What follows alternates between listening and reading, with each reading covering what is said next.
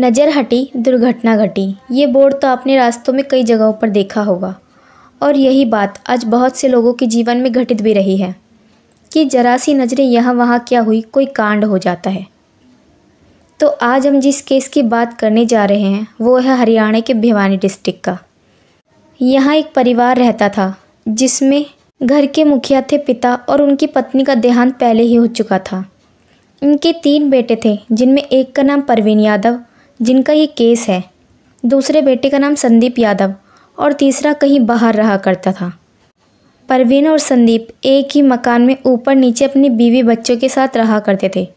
परवीन यादव की शादी 2017 में रवीना नाम की लड़की से हुई थी और संदीप यादव पंचकुला में काम करता था, उसकी बीवी घर में ही रहा करती थी। संदीप और परवीन दोनों भाइयों के पिता हलवाई थे और वो भी ज़्यादातर काम के चक्कर में बाहर ही रहा करते थे। परवीन यादव पेशे से ड्राइवर था और ट्रक चलाया करता था। परवीन और रवीना की ज़िंदगी ठीक चल रही थी और उनका 7 साल का बेटा भी था।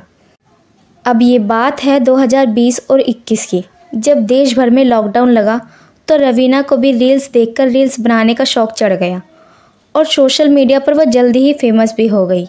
लोग उसे पसंद करने लगे और उसके फॉलोअर्स बढ़ते गए। अब रवीना रील्स बनाने लगी तो गांव के लोग और परवीन के दोस्तों से ताना दिया करते थे कि वो अपनी बीवी को रोकता क्यों नहीं।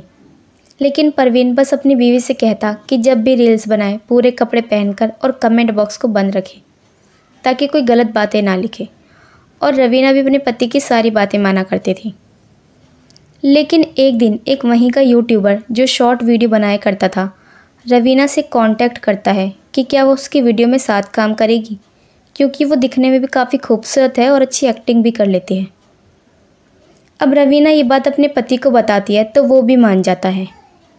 रवीना को एक शूट के 2500 रुपये मिला करते थे और कई बार 2-2 दिन तक उसे घर से बाहर ही रहना पड़ता था।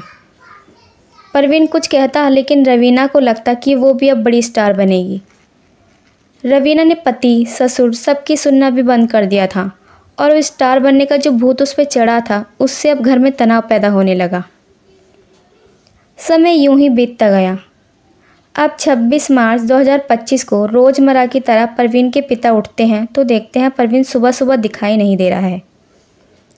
रवीना से पूछते हैं तो वो कहती है कि सुबह 4 बजे ही कोई काम आ गया था तो अपनी गाड़ी लेके चले गए हैं। पिता भी रवीना की बात मान जाते हैं। 2 दिन तक शूट है, वो घर नहीं आएगी, ये कहकर रवीना भी घर से निकल जाती है। दिन आता है 28 मार्च 2025 का, जब रवीना भी शूट ख़त्म करके घर आती है तो देखती है कि पूरा घर इसलिए परेशान है क्योंकि 2 दिन से ना तो परवीन का अता पता है ना ही उसका फ़ोन लग रहा है। घर वालों को परेशान देखकर रवीना कहती है कि हो सकता है काम की वजह से कहीं दूर चले गए हों और फ़ोन स्विच ऑफ हो गया होगा, परेशान ना हो, वह जल्दी आ जाएंगे। ऐसी बात सुनकर घर के लोग मान जाते हैं। वहीं दूसरी ओर उनके घर से 6 किलोमीटर दूर एक नाला पड़ता था जहां से एक दिन एक व्यक्ति गुजर रहा था तो उसने देखा बहुत सारे कुत्ते एक ही जगह पर देखकर भौंक रहे हैं। पास जाकर देखा तो वहां उसे एक व्यक्ति का हाथ दिखाई दिया।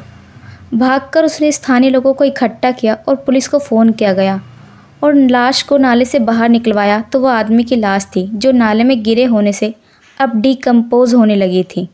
सीबीआई टीम भी जांच में लग गई थी। आसपास के गांवों में भी पूछताछ की गई लेकिन पता नहीं चल सका कि आखिर वो लाश किसकी है। पुलिस उसे पोस्टमार्टम के लिए भेज देती है और लाश की फ़ोटो न्यूज़पेपर में डलवा देती है। अगले दिन 29 मार्च को परवीन के पिता उस न्यूज़पेपर में फ़ोटो देखकर अपने बेटे संदीप यादव के साथ पुलिस स्टेशन पहुँचते हैं और बॉडी के हाथ पे बना परवीन नाम का टैटू देखकर पिता बॉडी को पहचान लेते हैं और अब उन्हें यकीन हो जाता है कि उनका बेटा इस दुनिया में नहीं है। पोस्टमार्टम रिपोर्ट से कुछ खास पता नहीं चलता और आसपास की गई पूछताछ से पता चलता है कि परवीन को शराब की लत थी। उसकी किसी से कोई दुश्मनी भी नहीं थी और शायद नशे की हालत में होने से परवीन नाले में गिर गया होगा और उसकी मौत हो गई होगी। सभी लोग इसी बात पर भरोसा कर लेते हैं और उसकी बॉडी का अंतिम संस्कार हो जाता है और अब सब नॉर्मल हो जाता है। लेकिन परवीन के छोटे भाई संदीप को दाल में कुछ काला नज़र आता है। उसे अपनी भाभी रवीना पर शक था और अब अपने चचेरे भाई के साथ अपने एरिया के सारे सीसीटीवी फुटेज खंगालने लगता है, जिसमें उसे 25 तारीख की रात 1 बजे मोटरसाइकिल पर एक औरत पीछे बैठी दिखाई देती है और ज़बरदस्ती बीच में उन्होंने एक आदमी को बैठा रखा था जिसके पैर नीचे लटक रहे थे। ये सारी 25 से 27 तक की फुटेज संदीप अपने पास के पुलिस स्टेशन में दिखाता है, जिसे देखकर पुलिस भी अब संदेह में आ जाती है। अब पुलिस फिर से जांच में लगती है। सबसे पहले सीसीटीवी फुटेज में 25 तारीख को आते हुए तो दिखाई देता है परवीन यादव, परंतु 26 की सुबह 4 बजे घर से जाते हुए नहीं दिखाई देता। साथ ही फुटेज में जो औरत आदमी को पकड़कर बैठी थी वो दिखने में बिल्कुल रवीना जैसी ही थी। और बाइक पर 3 लोग बैठे थे। एक वो आदमी जिसके पैर नीचे तक लटक रहे थे, मानो जबरन बिठाया गया हो उसे। आते समय वो आदमी उस फुटेज में नहीं था, परंतु जाते समय था। अब पुलिस ने शक के तौर पर रवीना की कॉल डिटेल्स निकलवाई, मोबाइल ट्रेस करवाया तो पाया कि सुरेश नाम के किसी व्यक्ति से रवीना घंटों बातें किया करती है। परिवार से बातचीत में पता चला कि सुरेश वही यूट्यूबर था जिसके साथ रवीना वीडियो बनाया करती थी, और इसी की वजह से रवीना और परवीन के रिश्ते में दरार आ गई थी। अब पुलिस यहाँ पर 25-26 तारीख की रवीना और सुरेश की मोबाइल लोकेशन निकलवाती है, जिसमें पता चलता है दोनों उस रात सेम जगह यानी 6 किलोमीटर नाले के पास गए थे। यानी बाइक चलाने वाला आदमी सुरेश, बीच में अधमरा व्यक्ति परवीन और उसको पकड़कर बैठने वाली औरत रवीना ही थी। इतना सब जानने के बाद पुलिस रवीना और सुरेश को पकड़कर पूछताछ करने लगती है, तो वो बताते हैं कि दोनों एक दूसरे से बहुत प्रेम करते थे और ये बात परवीन को पता चल जाती है। वो रवीना को सुरेश के साथ काम करने से मना करता था, लेकिन रवीना नहीं मानती थी।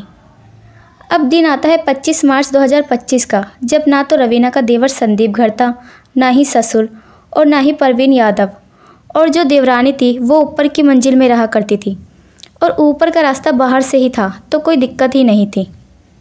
25 मार्च को सुरेश को रवीना अपने घर बुला लेती है और उसी समय परवीन भी घर आ जाता है और उन दोनों को आपत्तिजनक स्थिति में देखकर सुरेश को मारने लगता है कि मौका पाकर अपने दुपट्टे से रवीना परवीन का गला घोट देती है और उसका साथ देता है सुरेश, और दोनों मिलकर परवीन को जान से मार देते हैं। रात होने पर सुरेश और रवीना मिलकर परवीन जो मर चुका था उसे बाइक पर बैठाकर घर से 6 किलोमीटर दूर नाले में फेंक आते हैं।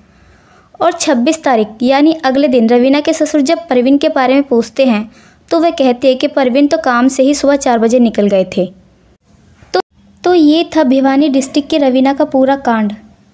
अगर संदीप को शक नहीं होता, वो जांच पड़ताल नहीं करता, तो शायद सुरेश और रवीना बच निकलते, लेकिन क्राइम छुपा ही नहीं छुपता और सुरेश रवीना अब सलाखों के पीछे है, उनके ऊपर केस चल रहा है।